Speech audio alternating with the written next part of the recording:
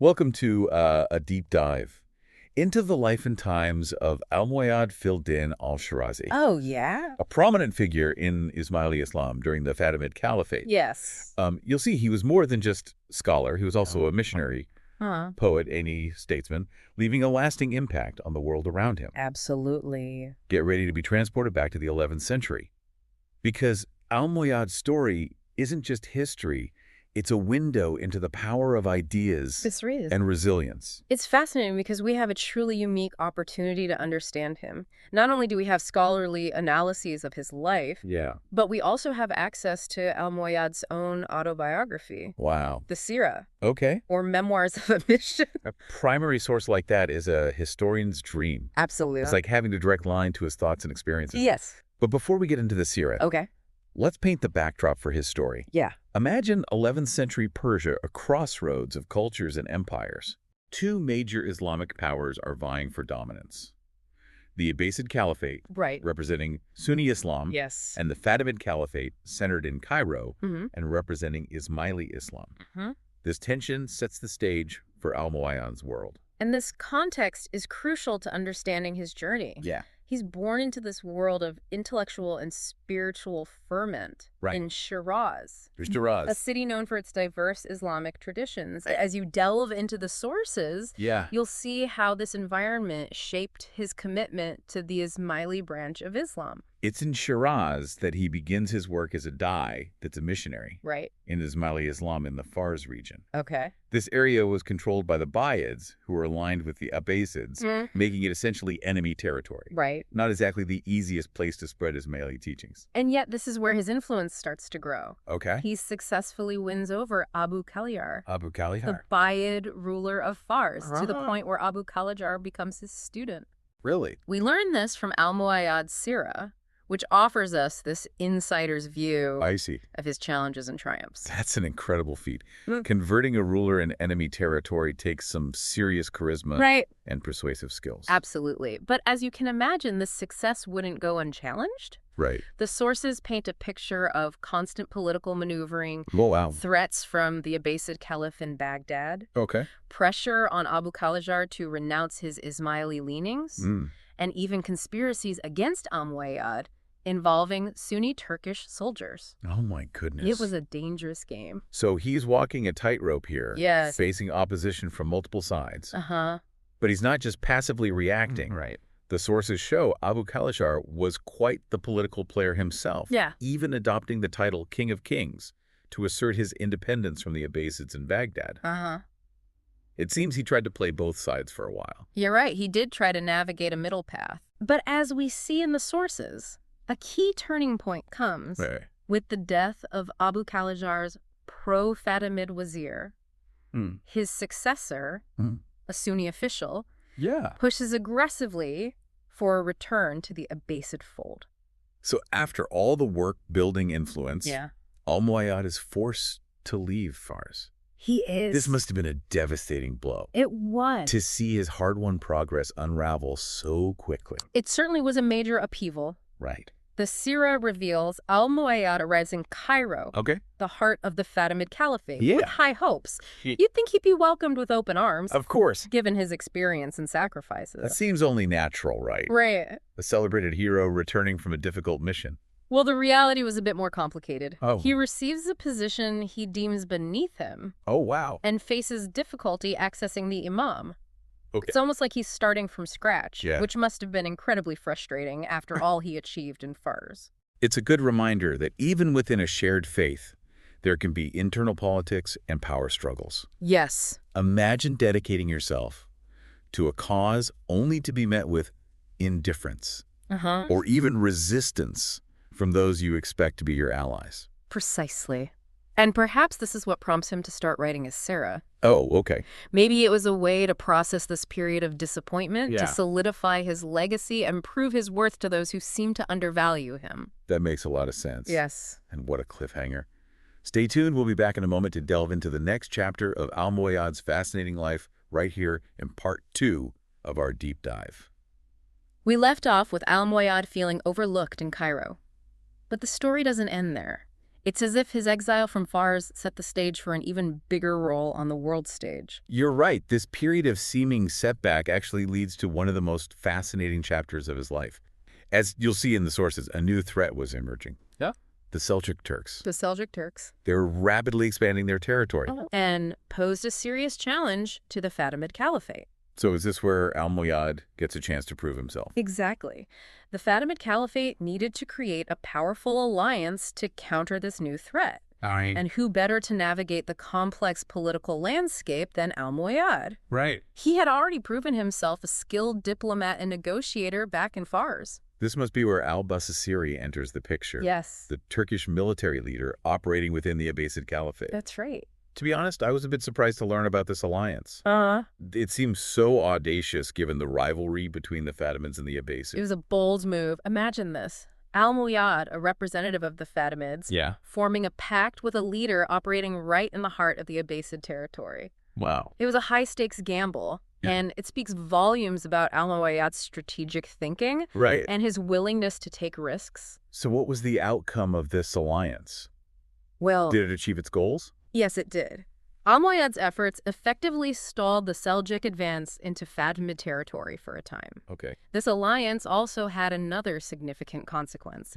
It contributed to al-Busasiri's brief takeover of Baghdad, the Abbasid capital. Wow. Al-Muwayyad actively supported this move, I see. which, as you can imagine, sent shockwaves through the Islamic world. Wow. So we're not just talking about religious scholarship here. No. Al-Muwayyad was operating on a grand political and military scale. He was. It's incredible how he transitioned from being a die in Fars to orchestrating these major power plays on the world stage. It really is remarkable. You can see in the sources how his experiences in Fars, both his successes and his failure, shaped his understanding of power and influence. Right. He learned how to navigate complex political landscapes and make alliances that transcended religious divides. And I imagine this success finally earned him the recognition he had been seeking in Cairo. You're absolutely right. Yeah. When he returned to Cairo, the Fatimid Imam al-Mustansir Billah acknowledged his achievements, saying, "Even though you're the last in our dawah,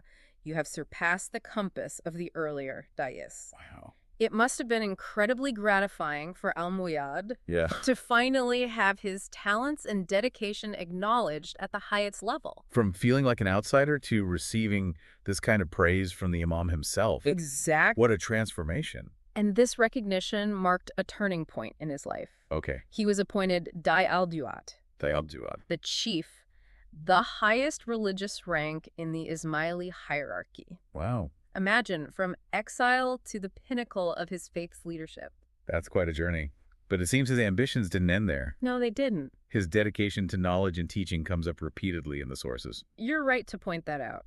Despite his political successes, it's clear that al-Muwayyad's true passion was for scholarship and mentorship. Right. He dedicated himself to training future dais, including notable figures like Nasiri Khusra, who would go on to spread Ismaili teachings in Khorasan. So his legacy is not just about his own accomplishments. No. But also about the generations of scholars and missionaries he inspired. Exactly. And of course, there's his own writing, the Majālis al-Mu'iyyadiyya, a collection of sermons exploring core Ismaili doctrines, like divine unity and the interpretation of the Quran. It sounds like essential reading for anyone interested in delving deeper into Ismaili thought. Absolutely. His writings offer a valuable window into his intellectual world and his profound understanding of his faith. It's amazing how al-Muwayyad was able to balance these different roles. The missionary, the diplomat, the statesman, the mentor, the scholar. It sure is, isn't it? Each one interconnected and informing the others. What stands out to you looking back at this part of his story? Well, it makes me think about the power of resilience and how setbacks can lead to unexpected opportunities. If al-Muwayyad hadn't been forced to leave Fars, who knows if he would have ever had the chance to rise to such prominence in Cairo. That's a great point. He was able to adapt to changing circumstances and make the most of new challenges. And remember, all of this was happening during a period of immense political and social upheaval. That's right. It makes you wonder how different the course of history might have been without his influence. It definitely does. It definitely makes me want to learn more about this fascinating period. Yes. But for now, let's move on to the final part of our deep dive, where we'll explore the broader significance of al-Muʻayyad's story and what lessons we can draw from it today. We've journeyed with al-Muʻayyad from his formative years in Shiraz through his exile and eventual rise to prominence in Cairo. We have. You've seen how he navigated a world of competing empires and ideologies, leaving behind a legacy that extended far beyond his own lifetime. What's truly remarkable is how his story, though rooted in the 11th century, offers valuable insights for us even today. The challenges he faced, political instability, religious tensions, the constant need to adapt and innovate, resonate deeply with our own complex world. It makes you wonder, if we were in al-Muʻayyad's shoes, facing those same pressures, would we have the same resilience and determination to stay true to our beliefs and our mission? That's an important question for each of us to consider. It is. You can see in the sources that al-Muʻayyad's expulsion from Fars, though devastating at the time, forced him to reevaluate his leadership approach. He went from a position of authority in Fars to being a relative unknown in Cairo. This shift seems to have deepened his understanding of resilience, of the need to constantly adapt and find new pathways to influence. It's like that saying, smooth seas don't make skillful sailors. Exactly. It seems adversity truly forged him into a more effective leader. But it wasn't just about surviving. It was about thriving. He didn't just react to events. He shaped them. Absolutely. As you saw in his alliance with al-Sira, he wasn't afraid to think outside the box. To forge alliances that might have seemed improbable at the time. This willingness to challenge conventions, to take calculated risks, ultimately contributed to his success. And we can't forget his dedication to knowledge. That's right. Al-Muʻayyad was a lifelong learner. Always seeking to deepen his understanding of the world. He didn't shy away from challenging ideas or different perspectives. And this intellectual curiosity wasn't just for his own benefit. As we discussed, he was passionate about mentorship, investing time and energy in training future generations of da'i. His student, Nasiri Khusra, went on to make a significant impact spreading Ismaili teachings in Khorasan, demonstrating the ripple effects of al-Muʻayyad's commitment to education. It's a powerful reminder that the knowledge we share, the people we mentor, can have an impact far beyond our own immediate circles. It's about building a legacy that transcends our individual lives. And al-Muʻayyad did this not only through his mentorship, but also through his writings.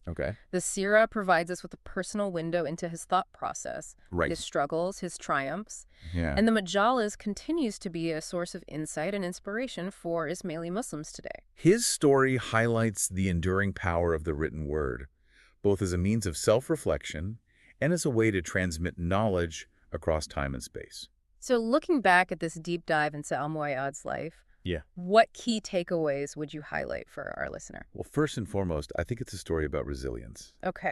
Al-Muʻayyad faced countless setbacks, betrayals, and disappointments. But he never gave up on his goals. He adapted. He persevered. And he ultimately found a way to make a lasting impact. I completely agree. And I would add the importance of intellectual curiosity, of constantly seeking to learn and grow. Al-Muʻayyad's thirst for knowledge wasn't just about acquiring information. It was about understanding the world around him and finding new ways to contribute to it. And finally, his story underscores the significance of mentorship and sharing knowledge with others. Investing in future generations, as he did with his students, ensures that ideas and values continue to resonate long after we are gone. Al-Muʻayyad's life may have been rooted in a specific time and place, but the lessons we can draw from it are timeless and universal. We hope this deep dive has sparked your curiosity to learn more.